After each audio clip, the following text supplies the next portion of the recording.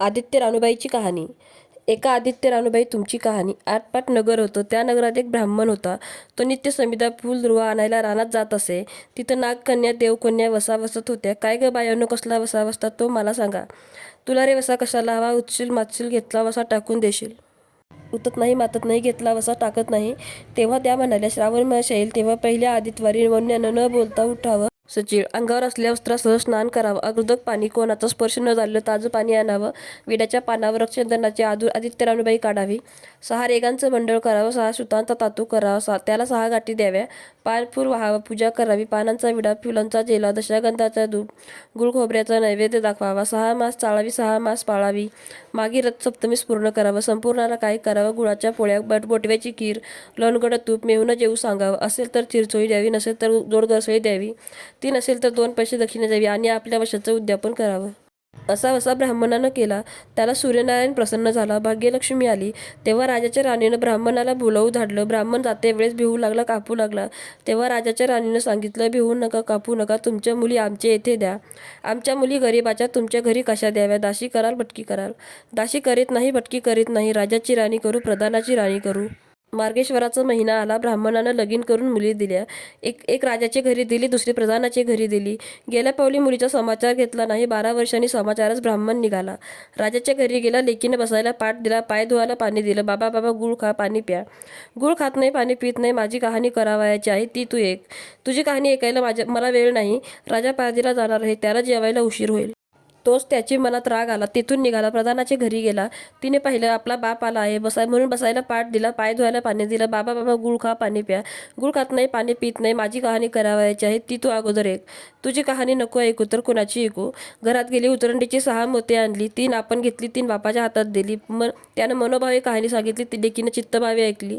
नंतर जेवून खाऊन बाप आपल्या घरी आला. बायकोनं विचारला, मुलीचा समाचार कसा आहे? जिनं कहाणी ऐकली नाही ती दारिद्र्यानं पिडली, दुःखाने व्यापली. राजा मुलखावर निघून गेला. जिनं कहाणी ऐकली ती भाग्यानं नांदत आहे.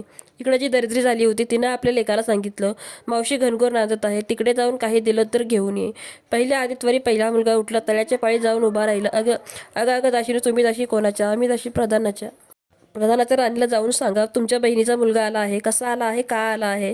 फाटकं नेसला आहे, तुटकं पांघरला आहे, तळ्याच्या पायीला उभा राहिला आहे. प्रधानाची राणी म्हणाली, परसदाराने घेऊन या. परसदाराने घेऊन आल्या. नाऊ माकू घातलं, पितांबर नेसायला दिलं, जेवू खाऊ घातलं, कोहळा पोखरला, होणामोहरांनी भरला. बाबा ठेवू नको, विसरू नको, घरी जतन करून घेऊन जा म्हणून सांगितलं. वाटेनं जाऊ लागला. तो सूर्यनारायण माळ्याच्या रूपानं आला. हत्तीचा कोहळा काढून नेला. मुलगा घरी गेला. आईनं विचारलं, काय रे बाबा, मावशीनं काय दिलं? दैवे दिलं, कर्मानं नेलं. कर्माचं फळ पुढं उभं राहिलं. मावशीने दिलं होतं पण सर्व गेलं. पुढे दुसऱ्या आदित्यवारी दुसरा मुलगा गेला. तळ्याच्या पाळी जाऊन उभा राहिला. अगं अगं दाशीनं, तुम्ही दाशी कोणाच्या? आम्ही दाशी प्रधानाच्या. प्रधानाच्या राणीला माझा निरोप सांगा. त्यांनी सांगितलं. मग प्रधानाच्या राणीनं त्याला घरी नेऊन नाहू माकू घातलं, पितांबर नेसायला दिला, जेव खाऊ घातलं, काठी पकडून होणामोहरांनी भरून दिली. बाबा ठेवू नको, विसरू नको, जतन करून घरी घेऊन जा म्हणून सांगितलं. वाटेत सूर्यनारायण गुराखाच्या रूपानं आला. हातची काठी काढून घेतली. मुलगा घरी गेला. झालेली गोष्ट राणीला सांगितली. दैवे दिले ते सर्व कर्माने नेलं. तिसऱ्या आदित्यवारी तिसरा मुलगा गेला. तळ्याच्या पाळी उभा राहिला. त्यालाही पहिल्यासारखं प्रधानाच्या घरी नेऊन नाऊ माकू घातलं, पितांबर नेसायला दिला, जेवू खाऊ घातलं, नारळ पकडून होणा मोहराने भरून दिला. ठेवू नको, विसरू नको म्हणून सांगितलं. घरी जाताना विहिरीच्या काठी नारळ ठेवून पाणी प्यायला विहिरीत उतरला. तो नारळ गडबडून विहिरीत पडला. घरी गेला. आईनं विचारलं, काय रे बाबा, मावशीनं काय दिलं? आई गं, मावशीनं दिलं पण दैवाने ते सर्व बुडालं. चौथ्या आदित्यवारी चौथा मुलगा गेला. तळ्याच्या पाळी उभा राहिला. त्यालाही प्रधानाच्या राणीने नाऊ माकू घातलं, पितांबर नेसायला दिला, जेवू खाऊ घातलं, त्याला दह्याची शिदोरी होणा मोहरा घालून बरोबर दिली. वाटेत सूर्यनारायण घारीच्या रूपानं आला. हातची शिदोरी घेऊन गेला. घरी गेला. आईने विचारलं, काय रे बाबा, मावशीनं काय दिलं? आई गं, मावशीनं दिलं पण दैवाने ते सर्व नेलं. पाचव्या आदित्यवारी आपण उठली. तळ्याच्या पाळी उभी राहिली. दासीने तिचा निरोप तिच्या बहिणीला सांगितला. बहिणीनं तिलाही परसदाराने घरी नेली. नाऊ माकू घातली, पाटावर नेसायला दिला. प्रधानाची राणी आदित्यवारची कहाणी करू लागली. काय ग वसा करतेस तो मला सांग. बहीण म्हणाली, अगं अगं पापिंदी चांडाळणी, बापाची कहाणी ऐकली नाहीस म्हणून तुला दरिद्र आलं. राजाच्या राणीने विचारलं, याला उपाय काय करू? तेव्हा तिने वसा सांगितला. ती बहिणीच्या घरी राहिली. श्रावण मास आला. सांगितल्याप्रमाणे सूर्यनारायणाची पूजा केली. इकडे राजाला भाग्य आलं. त्या राजाने बोलावू धाडलं, मावशी मावशी, तुला छत्र आली, चामर आली, पाईक आले, परवर आले. मला रे पापिनीला छत्र कोटली, चामर कोटली, पाईक कोटली, परवर कोटले. बाहेर जाऊन दाराशी बघतात तो राजा बोलावू आला आहे. राजा राजा आला तशी घरी जायला निघाली. बहिणी बहिणीने एकमेकींना आहेर केले, वाटेने जाऊ लागली. पहिल्यामधले स्वयंपाक केला. राजाला वाटलं, मुलांना वाटलं, आपलं पान वाढून घेतलं. तो कहाणीची आठवण झाली. करारे हाकारे पिटारे डांगोरा, नगरात कोणी उपाशी आहे का याचा शोध करा. उपाशी नाही, काही नाही, वाटेने एक मुळे विक्या जात आहे. त्याला म्हणाले, आमच्या बाईची कहाणी ऐकायला ये. तुझ्या बाईची कहाणी ऐकून मला काय फळ, माझं पोट भरलं पाहिजे. असं म्हणून तो राणीकडे आला. तशी राणीनं 6 मोती घेऊन त्याला दिली. तिने आपल्या हातात ठेवली. मनोभावे कहाणी सांगितली. त्यानं चित्तभावे ऐकली. त्याची मोही लाकडाची होती, ती सोन्याची झाली. तो म्हणाला, बाई बाई, कहाणी ऐकल्याचं एवढं फळ, मग वसा घेतल्याचं काय फळ, काय वसा आहे तू मला सांगा. तुला रे वसा कशाला हवा? उठशील मातशील, घेतला वसा टाकून देशील. उतत नाही मातत नाही, घेतला वसा टाकीत नाही. तेव्हा वसा सांगितला. पुढे दुसऱ्या मजलेस गेली. स्वयंपाक केला. राजाला वाटलं, मुलांना वाटलं, आपलं पान वाढून घेतलं. तेव्हा कहाणीची आठवण झाली. करारे हाकारे पिटारे डांगोरा, नगरात कोणी उपाशी आहे का याचा शोध करा. उपाशी नाही, काही नाही, माळ्याचा मळा पिकत नाही, विहिरीला पाणी लागत नाही, असा एक माळी चिंतेत बसला आहे. त्याला हाक मारली, आमच्या बाईची कहाणी एक. तो आला. राणीने 6 मोती घेतली. 3 आपण घेतली, 3 माळ्याला दिली. राणीने मनोभावे कहाणी सांगितली. माळ्याने चित्तभावे ऐकली. माळ्याचा मळा पिकू लागला. विहिरीला पाणी आलं. तो म्हणाला, बाई बाई, कहाणी ऐकल्याचं एवढं फळ, मग वसा घेतल्याचं काय फळ, काय वसा असेल तर मला सांगा. मग राणीनं त्याला वसा सांगितला. पुढे तिसऱ्या मजलीस गेली. स्वयंपाक केलं. राजाला वाटलं, मुलांना वाटलं, आपलं पान वाढून घेतलं. तो कहाणीची आठवण झाली.